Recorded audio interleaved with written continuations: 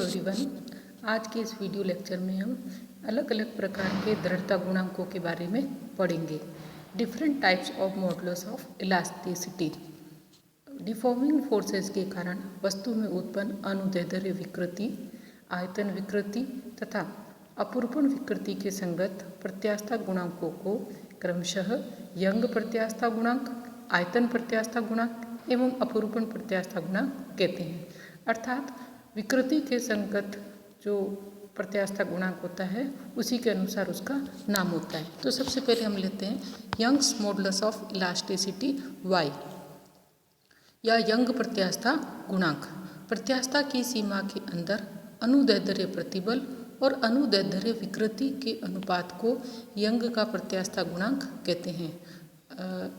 It is equal to अनुदैर्ध्य प्रतिबल divided by अनुदैर्ध्य विकृति। चित्र के अनुसार अगर हम देखें कि यदि किसी एल लंबाई का तार है जिसका अनुप्रस्थ काट का क्षेत्रफल ए है और उस पर लंबाई के या क्षेत्रफल के लंबवत दिशा में बल लगाते हैं तो उसकी लंबाई में परिवर्तन स्मॉल एल होता है। तो longitudinal strain is equal to लंबाई में परिवर्तन डिवाइडेड बाय आरंभिक लंबाई, इसलिए small L upon capital L. इसी तरीके से लॉन्गिट्यूडनल स्ट्रेस जो होता है वो बल बटे क्षेत्रफल, तो एफ अपॉन ए, जिससे यंग प्रत्यास्थता गुणांक equal to F upon A upon L और हल करने पर आएगा F L upon A L.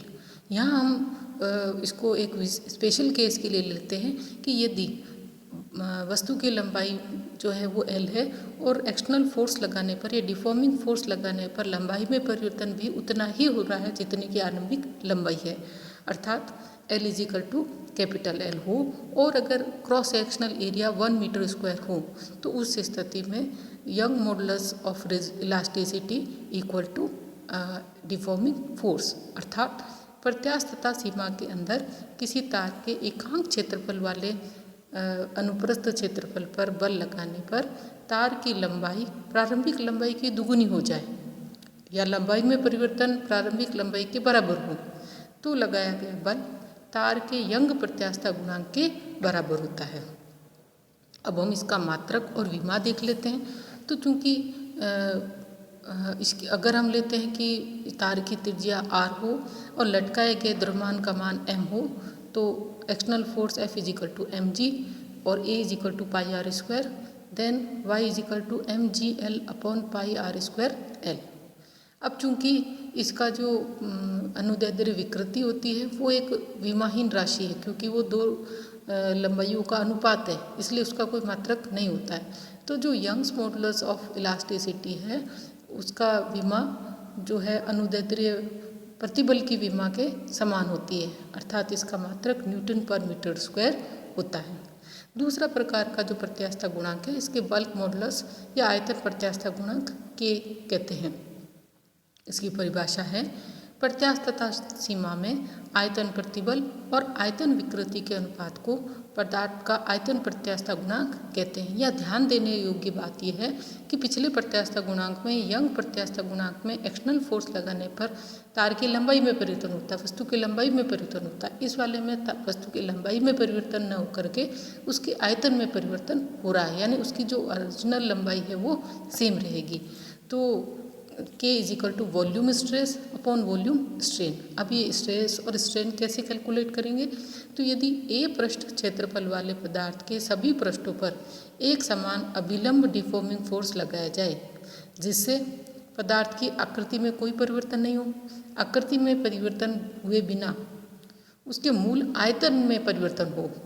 अगर मूल आयतन V लें और आयतन में परिवर्तन डेल्टा V लें तो आयतन प्रतिबल जैसे दाब भी कह सकते हैं बल बटे क्षेत्रफल और आयतन विकृति is equal to minus delta V upon capital V। यहाँ पे माइनस साइन जो है वो shows that when P increases V decreases and when P decreases V increases, अर्थात जब दाब बढ़ाया जाता है तो आयतन कम होता है और अगर आयतन बढ़ता है तो दाब कम होता है, अर्थात P और V के चिन्ह एक दूसरे के विपरीत होते हैं। इसलिए आयतन प्रत्यास्थता गुणांक K is equal to minus F V upon A delta V। अब एक स्पेशल केस ले लेते हैं कि प्रत्यास्थता सीमा के अंदर यदि 1 मीटर स्क्वायर क्षेत्रफल वाली वस्तु पर बल लगाने पर आयतन मूल आयतन का आधा रह जाए, नए आयतन मूल आयतन का आधा रह जाए या आयतन में परिवर्तन आरंभिक आयतन के बराबर हो तो आरोपित बल आयतन प्रत्यास्थ गुणांक के बराबर होता है। तीसरा जो अपरूपण गुणांक है या इलास्टिक मॉडुलस ऑफ इलास्टिसिटी है, उसे अपरूपण प्रत्यास्थता गुणांक या दृढ़ता गुणांक या मॉडुलस ऑफ रिजिडिटी कहते हैं। इसकी परिभाषा है प्रत्यास्थता सीमा में अपरूपण प्रतिबल और अपरूपण विकृति के अनुपात को वस्तु के पदार्थ का अपरूपण प्रत्यास्थता गुणांक ईटा कहते हैं। अपरूपण से क्या मतलब है, इसको समझने के लिए अगर एक क्यूबॉइड ABCDEFGH के जो नीचे वाला फेस है ABCD उसको स्थिर रखा जाए, इसका अपोजिट फेस EFGH पर टेंजेंशियल फोर्स लगाते हैं, स्पर्शरेखीय बल लगाते हैं, तो ABCD के समांतर सभी जो परतें हैं वो बल की दिशा में विस्थापित हो जाती है। और किसी भी परत का जो विस्थापन है वो स्थिर परत ABCD से दूरी के अनुक्रमानुपाती होता है, अर्थात सभी परतों का स्थिर परत के सापेक्ष कोणीय विस्थापन समान होता है। कोणीय विस्थापन को थीटा से दिखाया गया है और इसको अपरूपण विकृति कहते हैं। तो डायग्राम से tan theta is equal to L/L, और अगर थीटा स्मॉल हो तो tan थीटा जो है थीटा के बराबर हो जाएगा और L/L। तो अपरूपण प्रतिबल फोर्स अपॉन एरिया और पदार्थ का दृढ़ता गुणांक इजिकल टू F/A/थीटा।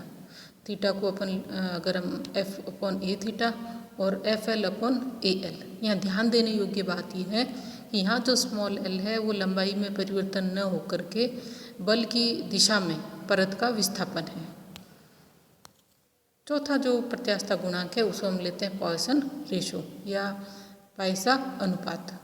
अब जब किसी तार पर उसकी लंबाई की दिशा में बल लगाते हैं तो उसकी लंबाई बढ़ती है, परंतु उसके लंबवत दिशा में तार की मोटाई कम होती है। अर्थात किसी तार पे एक्सटर्नल फोर्स लगा करके उसकी लंबाई बढ़ाई जाए तो तार की लंबाई तो बढ़ेगी लेकिन तार पतला होता जाएगा, यानी उसके जो व्यास है वो कम होता जाएगा, डायमीटर कम होगी या उसकी मोटाई कम होगी।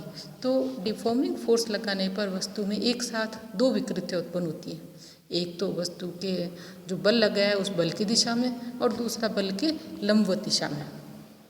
मान लीजिए कि बल की दिशा में जो अनुदैर्ध्य विकृति अल्फा है वो बराबर होगी बल की दिशा में लंबाई में परिवर्तन और नीचे बल की दिशा में प्रारंभिक लंबाई। तो प्रारंभिक लंबाई को L ले लें और लंबाई में परिवर्तन डेल्टा L ले लें, तो alpha equal to delta L/L। इसी तरीके से जो बीटा को अगर हम ले लेते हैं अनुप्रस्थ विकृति, अनुप्रस्थ विकृति यानी बल के जो लंबवत दिशा में मोटाई में परिवर्तन और नीचे आएगा बल के लंबवत दिशा में आरंभिक मोटाई। तो आरंभिक मोटाई को अगर हम D मान लें और मोटाई में परिवर्तन डेल्टा D ले लें, तो हम यह ध्यान रखेंगे कि जब लंबाई बढ़ रही है तो उसका व्यास कम हो रहा है, मोटाई कम हो रही है, इसलिए यहाँ माइनस साइन आएगा।